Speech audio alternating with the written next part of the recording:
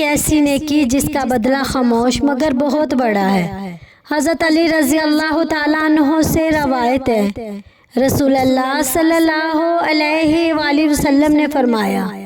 جس نے میت کو غسل دیا، کفن دیا، خوشبو لگائی اور اسے اٹھایا، یعنی قبرستان کو لے جاتے ہوئے اس کی چارپائی کو کندھا دیا،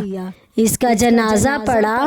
اس کی جو چیز نظر آئی یعنی جو ظاہر کرنے کے قابل نہ ہو اسے ظاہر نہ کیا، وہ گناہوں سے اس طرح پاک صاف ہو جاتا ہے جس طرح اپنی ماں کے ہاں پیدا ہونے کے دن یعنی گناہوں سے پاک صاف تھا۔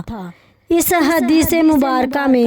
نبی کریم صلی اللہ علیہ وآلہ وسلم نے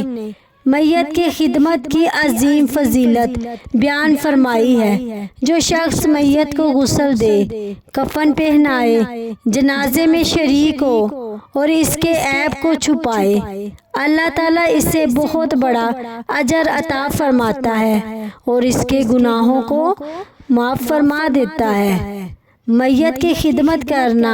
اس کے عیبوں کو چھپانا اور جنازے کے حقوق ادا کرنا